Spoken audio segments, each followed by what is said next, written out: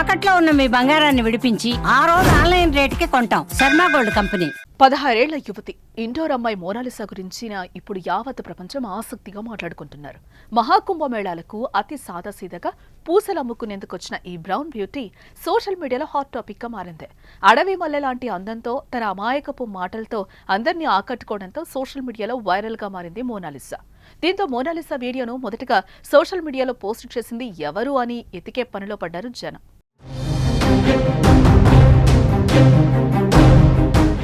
ఇక మోనాలిసాకు ఎంతలా క్రేజ్ వచ్చిందంటే ఆమెకు సంబంధించిన ఫోటోల్ని జాతీయ అంతర్జాతీయ మీడియాలు సైతం వైరల్ చేశాయి.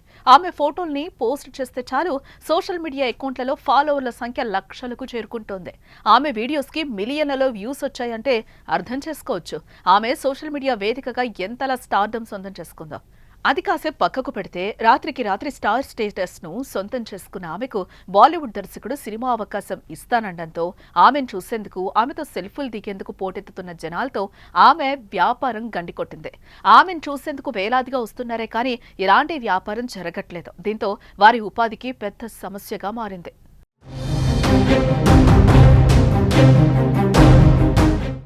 ఇక ఇదే వారిని తీవ్ర ఆందోళన గురి చేస్తోంది. దీంతో మోనాలిసా తండ్రి ఆమెను సొంతూరుకు పంపేయాలని భావిస్తున్నట్లుగా చెప్తున్నారు. ఇదంతా ఓకే, ఇంతకు ఈ మట్టిలోని వజ్రాన్ని గుర్తించిందెవరు, ఆమెకి ఇంతటి పాపులారిటీకి కారణం ఎవరు అన్నది ఇప్పుడు ఆసక్తికరంగా మారింది.